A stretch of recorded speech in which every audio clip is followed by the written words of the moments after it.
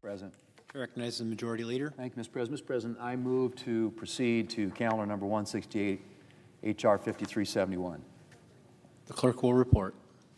Motion to proceed to calendar number 168, H.R. 5371, an act making continuing appropriations and extensions for fiscal year 2026 and for other purposes.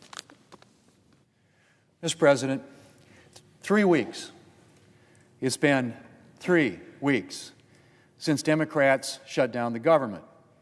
Since Democrats chose to put the demands of far-left activists ahead of serving the American people. And over the last 3 weeks, Mr. President, it's the American people who have borne the consequences of Democrats' shutdown. Thousands of flights have been delayed. Nutrition assistance for millions of needy families is in jeopardy. Military families are turning to food banks in unprecedented numbers. The Democrats are apparently willing to prolong the suffering until their far-left base is satisfied. Mr. President, we've given Democrats here in the Senate numerous opportunities to end the shutdown. We've held now 11 votes on a clean, nonpartisan, continuing resolution to end the shutdown and the pain that comes with it. And they said no every time. We give Democrats an opportunity to consider the bipartisan defense appropriations bill, something that I might add passed the Senate Appropriations Committee 26-3 in an overwhelming bipartisan vote. We gave them an opportunity to consider that here on the floor so we can at least protect our national security and pay our troops.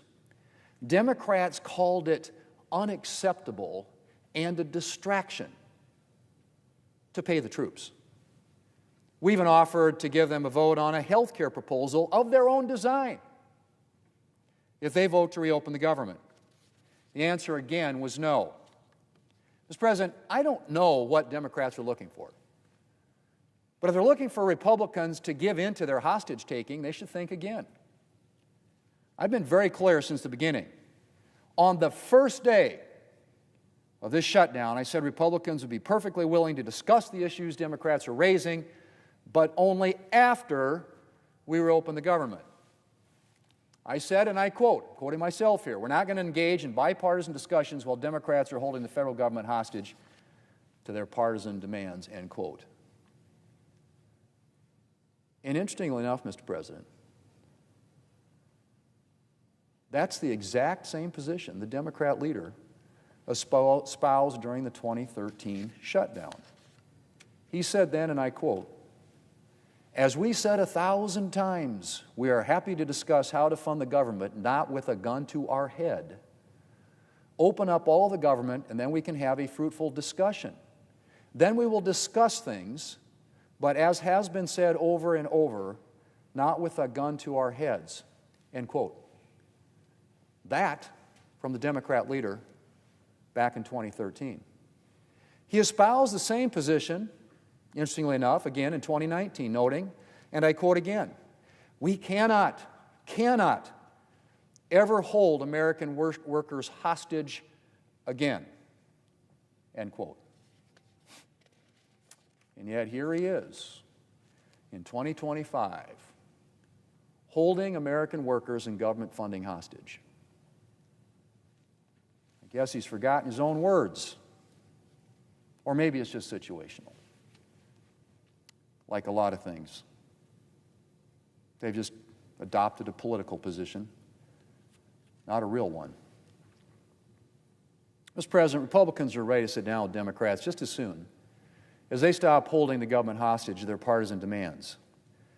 As I said, we've actually offered to guarantee them a vote on the Obamacare issue that they are raising.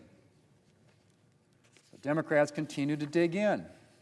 They say we have to agree to their demands before they'll agree to pay our troops, before federal workers can have certainty about putting food on the table and paying their bills, before needy families can be sure that nutrition assistance will be there for them.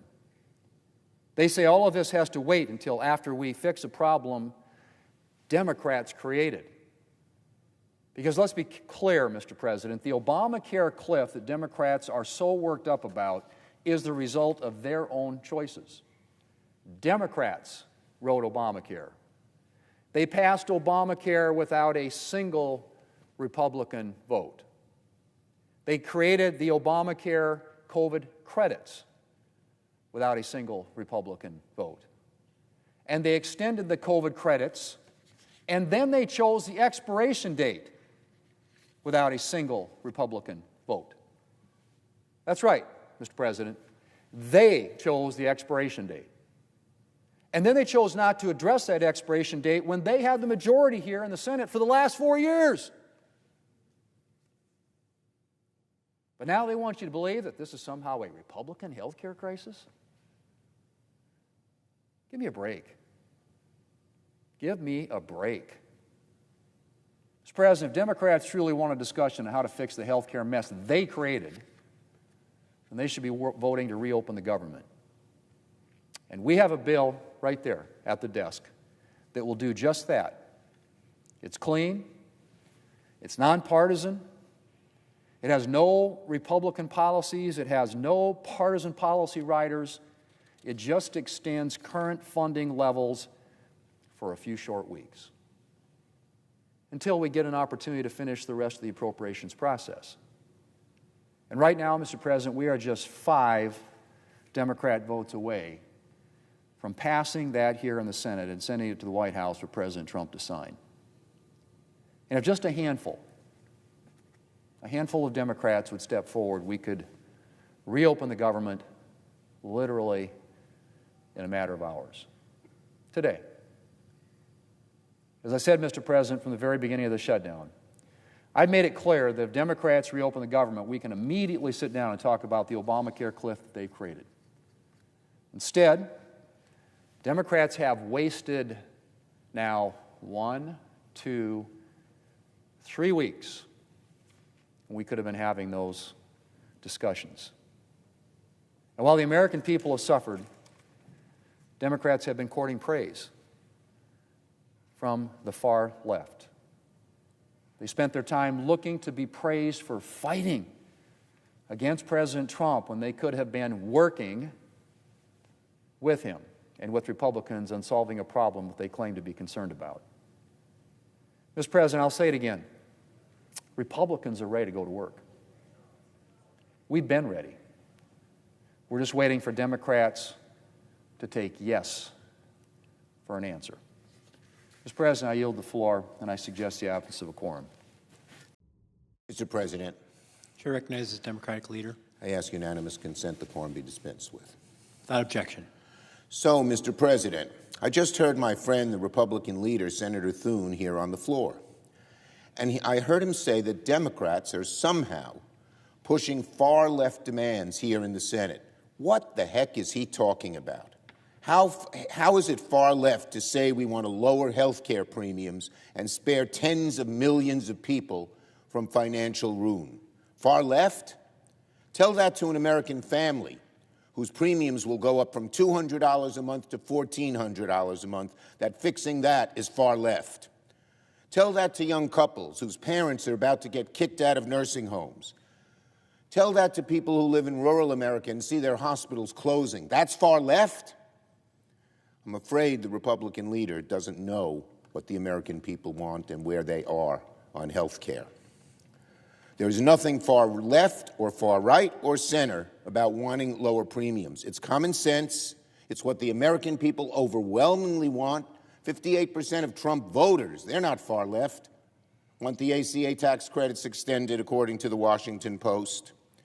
And we cannot and must not delay like Republicans want to do. And beyond that, Leader Thune, I don't know what got into him today, also claimed Republicans are ready to get to work. Really? Tell that to Speaker Johnson and the House Republicans who have been on vacation for nearly a month.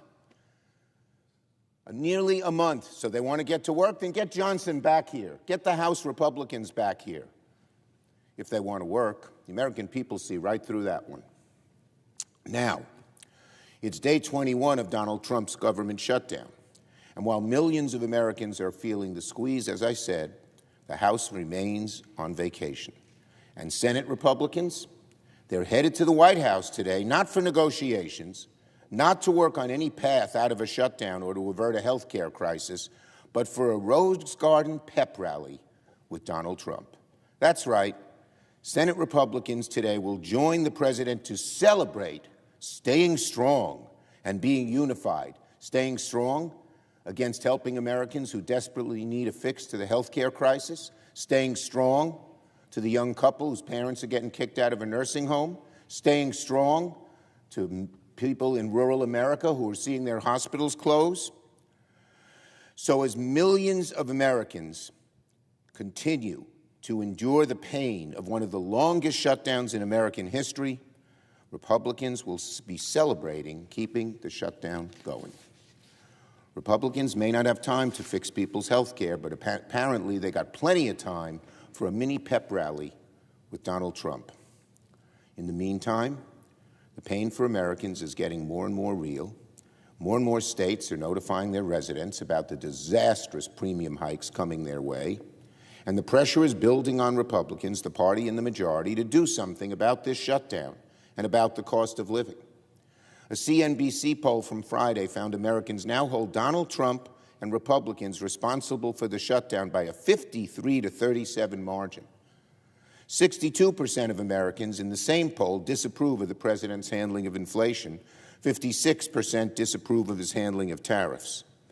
In other words, what do Americans care about most? Costs, inflation, health care. The very things the Republicans here in the Senate and in the House are refusing to address because they want to shut the government down to avoid discussing the health care issue and having a serious negotiation about it. Our Republican colleagues can dig in all they want, but at the end of the day, the American people know the Republicans are in power. They know Republicans set the agenda. They know the Republicans have the presidency, the House, and the Senate, and the burden's on Republicans to work with Democrats in a serious way to reopen the government and fix people's premiums. That's why when I was Majority Leader, we passed 13 CRs precisely through bipartisan consultation. When Democrats were in the majority, we talked with the leadership on the other side. We negotiated. We worked together. We didn't have a shutdown. That's not what's happening here. It's a take-it-or-leave-it partisan bill with no input from Democrats whatsoever. Now, yesterday on the floor, the Republican leader kept using the word galling to describe Democrats' push to find a bipartisan fix to ACA premiums. The Republican leader wants to talk about galling? What's galling is doing nothing, as 20 million Americans face the prospect of paying $1,000 or more a month just to have health insurance. What's galling is saying nothing. What's galling is saying there's nothing to negotiate on health care while, as we speak, people from New York to Georgia and beyond are going online and seeing their premiums are now going from $600 a month to $2,200 a month. What's galling is Republicans being okay with people like Kristi Noem getting a private jet, Donald Trump getting a fancy, expensive new ballroom, Argentina getting a $40 billion bailout, but then saying Americans don't deserve cheaper health care. That is what's galling, I would say to my friend, the Republican leader. That is what's galling. And if my Republican colleagues take issue with any of that, perhaps they should not have spent their whole summer passing the biggest health care cuts in American history. Perhaps the Republican majority should have acted when they had not one, not two, but 3 chances to extend these ACA premium credits. Democrats were ready to work with the other side to get it done, but Republicans continued to act like these ACA premiums are not their problems. They're the problem of the American people, and they're a problem of every legislator, Democrat and Republican, who serves here. The fact that they continue to act like the ACA premiums are not their problem, that, more than anything else, is what's galling to the American people about this debate. Now, Mr. Paul Ingrassia. Yesterday, for the second week in a row, we got a disturbing report about a young Republican operative celebrating Nazi ideology and racist garbage when they think no one's listening. This is what they really think. And they continue to be appointed in positions of power by Donald Trump. Last week, it was thousands of pages of text from prominent members of Young Republicans from New York, Vermont, Arizona, and other states. Well, this week, it's Mr. Paul Ingrassia, a presidential nominee for a very important office, the Office of Special Counsel. And his nomination is scheduled to come up before the Homeland Security Committee this week. Mr. Ingrassia's texts, if authentic, are appalling and point to a really disturbed individual. Let me read a few of the disgusting texts from Ingrassia. Quote, he says, "I do have a Nazi streak in me from time to time, I will admit." Quote, "MLK was the 1960s George Floyd, and his holiday should be ended and tossed into the seventh circle of hell where it belongs. All of Africa," quote, "all of Africa is an S-hole and will always be that way," though he didn't say just S-hole. Imagine a whole continent. Mr. President, these are texts from a presidential nominee. Did they vet them? And if they vet them and they know these things, they shrug their shoulders and say that's okay? These texts are foul and disqualifying, and it's hard to believe there be any process in any White House that would allow such a man through to be nominated. This person does not merit confirmation by this body, and I'm glad a number of our Republican colleagues have said so. That's good and necessary. So to state the most obvious thing in the world, the President should pull the nomination of Mr. Ingrassia today before his big celebratory lunch. He is not going to pass, Ingrassia is not going to pass through this chamber. And I want to be very clear about something else. These texts that have surfaced over the last couple of weeks are not a laughing matter. Some of these Republicans sort of wink at each other and say, "Isn't that funny? Won't that gall people? Isn't that fun?" This is not a laughing matter. These texts are dangerous. And I hope I'm wrong, but we're now seeing what seems to be a pattern of young Republican operatives perfectly at ease with spreading or endorsing explicitly Nazi propaganda and racist views. These people aren't random online trolls or just college kids. They're party operatives, in the case of Mr. Ingrassia, a nominee to serve in the administration in a very important position, handpicked by the President of the United States. These are the people who one day will likely hold senior positions within government or the Republican Party, and here they're calling themselves Nazis and endorsing outright racist views. What, again? Is there any vetting? Do they care? It's incredible, just incredible, that this happens over and over again. It makes you wonder, how many Trump nominees or GOP operatives have said similar things but have not been exposed? It's a chilling thought. But now that this has happened on multiple occasions, it can't be outright dismissed. Again, the President should pull Mr. Ingrassia's nomination immediately. He should be fired from his current job within the administration, and he should never, never hold a position of leadership within the Republican Party or the government again. I yield the floor.